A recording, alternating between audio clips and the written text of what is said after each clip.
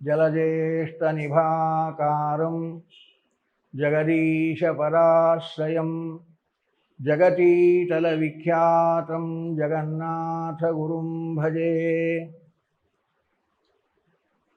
ಹರಿಕಥಾಮೃತಸಾರ ಗುರುಗಳ ಕರುಣದಿಂದಾಪನಿತು ಪೇಳುವೆ ಪರಮ ಭಗವದ್ಭಕ್ತರಿದನಾದರದಿ ಕೇಳುವುದು. ಸ್ಮರಿಸುವವರ ಪರಾಧಗಳತಾ ಸ್ಮರಿತ ಸಕಲೇಷ್ಟಪ್ರದಾಯಕ ಮರಳಿತನಗರ್ಪಿಸಲು ಕೊಟ್ಟುದನಂತ ಮಡಿ ಮಾಡಿ ಪರಿಪರಿಯಲುಂಡುಣಿಸಿ ಸುಖ ಸಾಗರದಲೋಲಾಡಿಸುವ ಮಂಗಲ ಚರಿತ ಚಿನ್ಮಯ ಗಾತ್ರ ಲೋಕ ಪವಿತ್ರ ಸುಚರಿತ್ರ ಎನ್ನುವುದಾಗಿ ಮತ್ತೊಂದು ರೀತಿಯಲ್ಲಿ ಭಗವಂತನ ಕಾರುಣ್ಯವನ್ನು ತಿಳಿಸಿ ಹೇಳ್ತಾರೆ.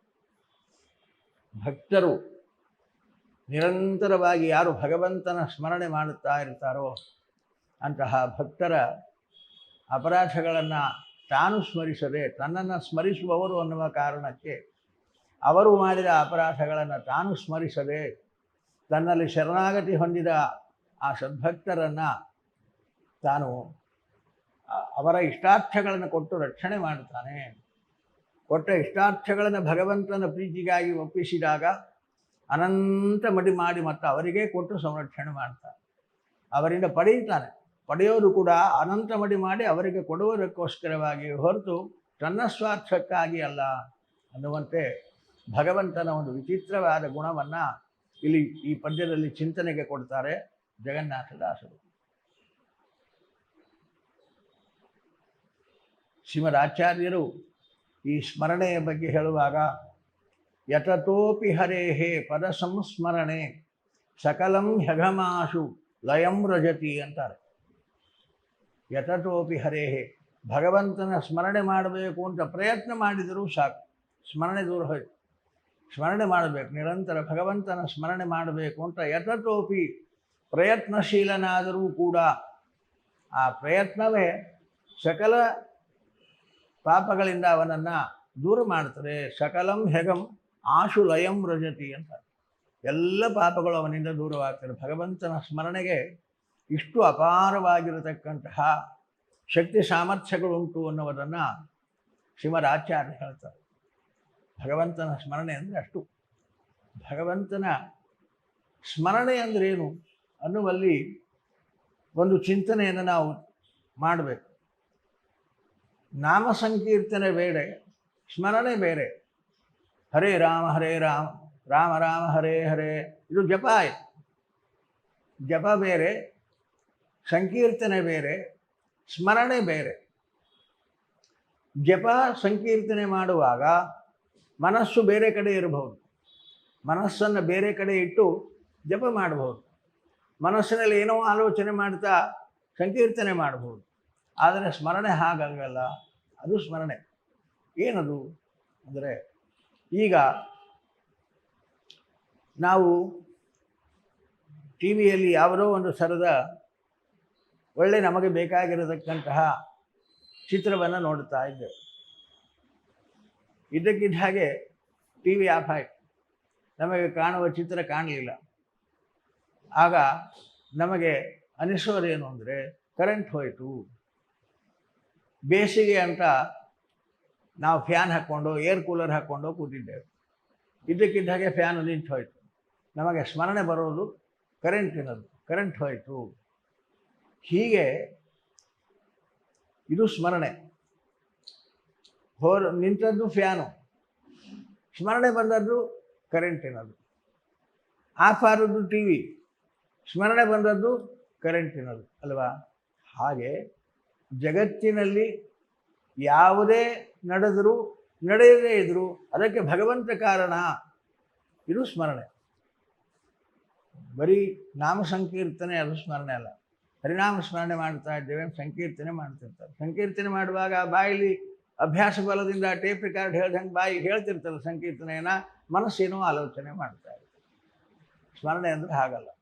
ಯಾವುದನ್ನೇ ನೋಡಿದರೆ ಇದು ಅವನಿಂದ, ಯಾವುದೇ ನಡೆಯದೇ ಹೋದಾಗ ಇದು ಅವನಿಂದ ಅನ್ನುವ ಸ್ಮರಣೆ, ಇದು ಸ್ಮರಣೆ. ಜಗತ್ತಿನ ಸಮಸ್ತ ಚೇತನದ ಸಮಸ್ತ ವ್ಯಾಪಾರಗಳು ಕೂಡ ಅವನಿಂದ ಅನ್ನತಕ್ಕಂಥದ್ದು. ಏನು ನಡೀತೋ, ಸೃಷ್ಟಿ ಇರಬಹುದು, ಸ್ಥಿತಿ ಇರಬಹುದು, ಸಂಹಾರ ಇರಬಹುದು, ನಿಯಮನ ಇರಬಹುದು, ಜ್ಞಾನ ಇರಬಹುದು, ಅಜ್ಞಾನ ಇರಬಹುದು, ಎಲ್ಲ ಅವನಿಂದ. ಇಚ್ಛೆ ಅವನಿಂದ, ಜ್ಞಾನ ಅವನಿಂದ, ಕ್ರಿಯಾ ಅವನಿಂದ. ಹೀಗೆ ಇದು ಸ್ಮರಣೆ ಅಂತ ಅನ್ನಿಸ್ತದೆ. ಹೀಗೆ ಭಗವಂತನ ಸಮಸ್ತ ವ್ಯಾಪಾರ ಅವನಿಂದ ನಡೀತಾ ಉಂಟು ಅನ್ನತಕ್ಕಂತಹ ಈ ಸ್ಮರಣೆ, ಅವನ ಗುಣಚಿಂತನೆ, ಅವನ ಸಕಲ ಕರ್ತೃತ್ವ, ಅದರ ಸ್ಮರಣೆ, ಏನು ಅದ್ಭುತವಾದ ಕರ್ತೃತ್ವ ಶಕ್ತಿ ಭಗವಂತನದು ಅಂತ ಕೂತು ಸ್ಮರಣೆ ಮಾಡತಕ್ಕಂಥ ಇದು. ಇಂತಹ ಸ್ಮರಣೆ ಮಾಡಬೇಕು ಅನ್ನುವ ಪ್ರಯತ್ನ ಮಾಡಿದರೂ ಕೂಡ ಸಕಲ ಪಾಪಗಳಿಂದ ಮುಕ್ತನಾಗ್ತಾನೆ ಅಂತಾರೆ ಆಚಾರ್ಯರು. ಸ್ಮರತಸ್ತು ವಿಮುಕ್ತಿ ಪದಂ ಪರಮಂ ಸ್ಫುಟಮೇಷ್ಯತಿ ಕಿಮಪ ಕ್ರಿಯತೆ ಅಂತ ಆಚಾರ್ಯರು ಜಗತ್ತನ್ನು ಆಕ್ಷೇಪಿಸ್ತಾರೆ.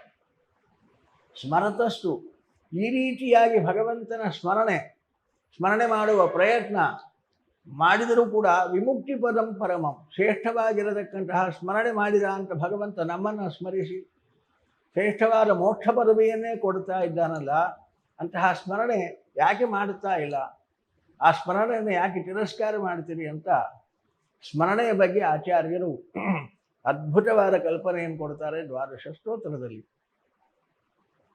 ಈ ರೀತಿಯಾಗಿ ಭಗವಂತನನ್ನು ಯಾರು ನಿರಂತರವಾಗಿ ನೋಡಿದ, ಕೇಳಿದ, ಮಾಡಿದ ಪ್ರತಿಯೊಂದರಲ್ಲಿ ಅವನನ್ನು ಸ್ಮರಿಸ್ತಾ ಇರ್ತಾರೋ ಅಂತಹ ಭಕ್ತರನ್ನು ಅವರು ಮಾಡಿದ ಅಪರಾಧಗಳನ್ನು, ಯಾಕೆ ಅವರಿಗೆ ಭಗವಂತನ ಸ್ಮರಣೆ ಮುಖ್ಯ ಆಗಿರ್ತದೆ, ಮಾಡುವ ಕ್ರಿಯೆಯಲ್ಲಿಯೂ ಕೂಡ ಭಗವಂತನ ಎಚ್ಚರ ಇರ್ತದೆ. ಆದ್ದರಿಂದಾಗಿ ಯಾವುದೋ ಪ್ರಾಚೀನ ಪ್ರಾರಬ್ಧವನ್ನು ನಿಮಿತ್ತವಾಗಿಟ್ಟುಕೊಂಡು ಭಗವಂತನೇ ಇದನ್ನು ಮಾಡಿಸುತ್ತಾ ಇದ್ದಾನೆ, ಇದು ನನ್ನ ಕ್ರಿಯೆಯಲ್ಲ ಅನ್ನತಕ್ಕಂತಹ ಭಗವಂತನ ಕರ್ತೃತ್ವಾನುಸಂಧಾನ ಅವರಿಗಿರ್ತದೆ. ಆದ್ದರಿಂದಾಗಿ ಅದರ ಲೇಪ ಅವರಿಗೆ ಆಗದಂತೆ ಭಗವಂತ ರಕ್ಷಣೆ ಮಾಡ್ತಾನೆ.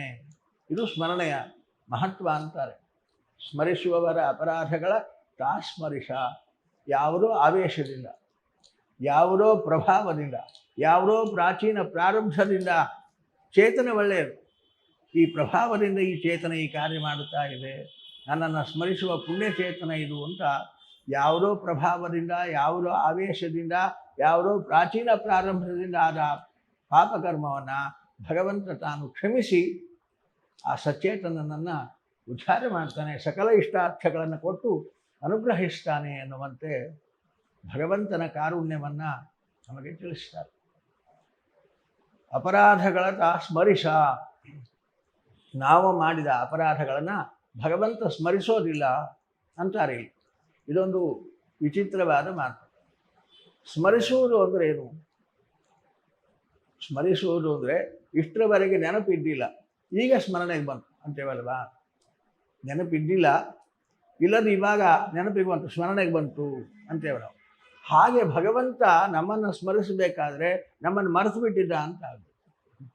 ನಮ್ಮನ್ನು ಮರೆತಿದ್ದ, ನಾವು ಅವನನ್ನು ಸ್ಮರಿಸುವಾಗ ಅವನು ನಮ್ಮನ್ನು ಸ್ಮರಿಸಿದ ಅಂತ ಆಗ್ತದೆ. ಭಗವಂತನಿಗೆ ಮರವಿಲ್ಲ. ಯಾರಿಗೆ ಮರವಿರ್ತದೋ ಅವರು ಮಾತ್ರ ಸ್ಮರಿಸ್ಲಿಕ್ಕೆ ಸಾಧ್ಯ. ಭಗವಂತನಿಗೆ ಮರವೇ ಇಲ್ಲ, ಆದ್ದರಿಂದ ನಮ್ಮನ್ನು ಹೇಗೆ ಸ್ಮರಣೆ ಮಾಡ್ತಾನೆ ಅವನು ಅಂತ ಒಂದು ವಿಚಾರ ಬರ್ತದೆ. ಅದರಿಂದ ಸ್ಮರಿಸುವವರ ಅಪರಾಧಗಳ ಭಗವಂತ ಸ್ಮರಿಸುವುದು ಅಂದರೆ ಏನು ಅಂದರೆ, ಶಾಸ್ತ್ರಕಾರರು ಹೇಳ್ತಾರೆ, ಅನುಗ್ರಹೋನ್ಮುಖತ್ವಂತೂ ಸ್ಮರಣಂ ನಾಮ ಕೀರ್ತಿತಂ ಅಂತ. ಸ್ಮರಣೆ ಅಂದರೆ ಭಗವಂತ ಸ್ಮರಿಸೋದು ಅಂದರೆ ಇವರ ಸ್ಮರಣೆಗೆ ಅನುಗ್ರಹೋನ್ಮುಖನಾಗುವುದು, ಅನುಗ್ರಹ ಮಾಡುವುದು. ಇವರು ಮಾಡಿದ ಸ್ಮರಣೆಗೆ ಫಲ ಕೊಟ್ಟು ಅವರಿಗೆ ಅನುಗ್ರಹ ಮಾಡ್ತಾನಲ್ಲ, ಇದೇ ಅವನ ಸ್ಮರಣೆ ಅಂತಕ್ಕಂಥ. ಉಪನಿಷತ್ತುಗಳಲ್ಲಿ, ಅನೇಕ ಪುರಾಣಗಳಲ್ಲಿ, ದಾಸರ ಮಾತುಗಳಲ್ಲಿ ಇಂಥ ಮಾತುಗಳು ಬರ್ತದೆ. ನಾನಿನ್ನ ಮರೆತರೂ ನೀ ನನ್ನನ್ನು ಮರೆಯದೆ ನನ್ನನ್ನು ರಕ್ಷಣೆ ಮಾಡು ಅಂತ. ಕೃತೋಸ್ಮರ ಕೃತಗುಂಸ್ಮರ ಅಂತ ಉಪನಿಷತ್ತುಗಳಲ್ಲಿ, ಈಶಾವಾಸ್ಯ ಉಪನಿಷತ್ತಿನಲ್ಲಿ ನಮ್ಮನ್ನು ಸ್ಮರಿಸು ಅನ್ನುವಂತೆ ಪ್ರಾರ್ಥನಾ ಮಂತ್ರಗಳು ಉಂಟು. ಹಾಗಾಗಿ ಭಗವಂತ ಸ್ಮರಿಸೋದು ಅಂದ್ರೇನು?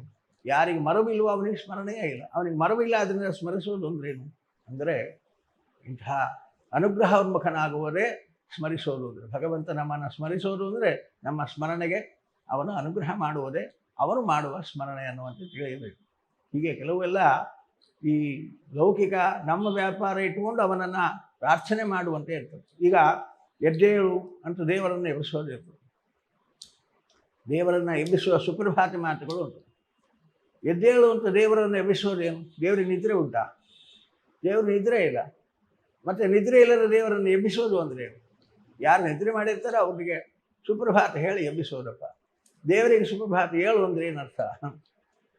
ಆದರೆ ನಿನ್ನ ಎಚ್ಚರ ನನಗಿಲ್ಲ, ನನಗೆ ನಿನ್ನ ಎಚ್ಚರ ಕೊಡು ಅಂತ ಅರ್ಥ ಅಲ್ವಾ?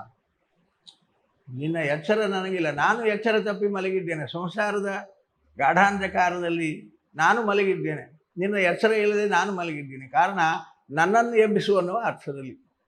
ದೇವರನ್ನು ಎಬ್ಬಿಸೋದು ಅಂದರೆ ನಿನ್ನ ಎಚ್ಚರವನ್ನು ನನಗೆ ಕೊಡು ಅಂತ ಪ್ರಾರ್ಥನೆ. ಹೀಗೆ ಸ್ಮರಿಸು ಅನ್ನುವುದು ಕೂಡ ಭಗವಂತ ನಮ್ಮನ್ನು ಸ್ಮರಿಸುವುದು ಅಂದರೆ ಅನುಗ್ರಹೋನ್ಮುಖನಾಗುವುದು ಅಂತಲೇ ಅರ್ಥ. ಹೀಗೆ ಶಾಸ್ತ್ರಕಾರರು ಅದನ್ನು ಸಮನ್ವಯ ಮಾಡಿ ಕೊಡ್ತಾರೆ.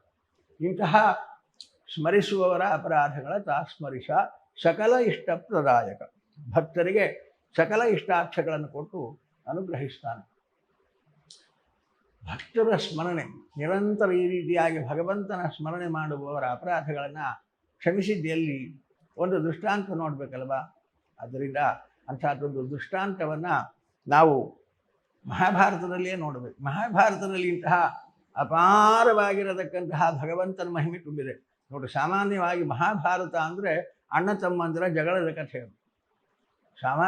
ಅದರಿಂದ ಎಷ್ಟು ಅಪಾರ್ಥದಲ್ಲಿ ನಾವಿದ್ದೇವೆ ಅಂದರೆ ಮನೆಯಲ್ಲಿ ಮಹಾಭಾರತ ಪ್ರವಚನ ಮಾಡಿಸುವ ಕ್ರಮ ಇಲ್ಲ. ಭಾಗವತ ಹೇಳಿಸ್ತಾರೆ. ಯಾಕೆಂದರೆ ಅದು ಜಗಳದ ಕಥೆ, ಅಣ್ಣ ತಮ್ಮಂದಿರ ಜಗಳದ ಕಥೆ. ಅದರಿಂದ ನಮ್ಮ ಮನೆಯಲ್ಲೇ ಸಾಕಷ್ಟು ಜಗಳ ಉಂಟು. ಆ ಜಗಳದ ಕಥೆ ಮನೆಯಲ್ಲಿ ಆಗಿ ಮತ್ತೆ ನಮ್ಮ ಮನೆಯಲ್ಲಿ ಅಲ್ಲಿ ಜಗಳ ಉಂಟಾಗ್ತದೋ. ಅದರಿಂದ ಮಹಾಭಾರತ ಮನೆಯಲ್ಲಿ ಹೇಳಿಸುವ ಕ್ರಮ ಬಂದಿಲ್ಲ ನಮ್ಮಲ್ಲಿ ನೋಡ್ರಿ. ಅದರ ಬಗ್ಗೆ ಇಷ್ಟು ತಪ್ಪು ಕಲ್ಪನೆ ಉಂಟು ಮಹಾಭಾರತದಲ್ಲಿ. ಆದರೆ ಮಹಾಭಾರತದಲ್ಲಿ ಇಂತಹ ಕೃಷ್ಣನ ಅಪಾರವಾಗಿರತಕ್ಕಂತಹ ಮಹಿಮೆಗಳನ್ನು ತುಂಬಿಟ್ಟಿದ್ದಾರೆ. ಭಗವಂತನ ಅಪಾರವಾದ ಕಾರುಣ್ಯದ ಚಿಂತನೆ, ಭಗವಂತನ ಗುಣಚಿಂತನೆ, ಅವನ ಮಹಾತ್ಮೆ, ಅದಕ್ಕಾಗಿ ಮಹಾಭಾರತ ಬಂದದ್ದು. ಕೇವಲ ಜಗಳದ ಕಥೆ ಅಲ್ಲ. ಜಗಳದ ಕಥೆ ಆದರೆ ಯಾರ ಮನೆಯಲ್ಲಿ ಜಗಳ ಇಲ್ಲ. ಅದನ್ನು ಲಕ್ಷ ಶ್ಲೋಕಗಳಲ್ಲಿ ದಾಖಲು ಮಾಡುವ ಅವಶ್ಯಕತೆ ಇದ್ದಿಲ್ಲ ವ್ಯಾಸರಿಗೆ. ಆ ನೆಪದಲ್ಲಿ ಭಗವಂತನ ಅಪಾರವಾದ ಕಾರುಣ್ಯವನ್ನು ಜಗತ್ತಿಗೆ ತಿಳಿಸುವ ಉದ್ದೇಶದಿಂದಲೇ ಹೊರಟಿರತಕ್ಕಂಥದ್ದು ಮಹಾಭಾರತ. ಅಲ್ಲಿಯೊಂದು ಇಂತಹ ದೃಷ್ಟಾಂತ ಕಥೆಯನ್ನು ನಾವು ನೋಡಬಹುದಾಗಿದೆ. ಅದೇನು ದೃಷ್ಟಾಂತ ಕಥೆ, ಹೇಗೆ ಅವನು ಅನುಗ್ರಹಿಸಿದ ಅನ್ನುವ ಚಿಂತನೆಯನ್ನು ನಾಳೆ ನಾವು ಮುಂದುವರಿಸೋಣ. ಮಧ್ವೇಶಾರ್ಪಣಮಸ್ತು. ವಿಶ್ವ ಪ್ಲಸ್ ಜನಹಿತಕ್ಕಿದು ಜ್ಞಾನದ ಜಾಲ.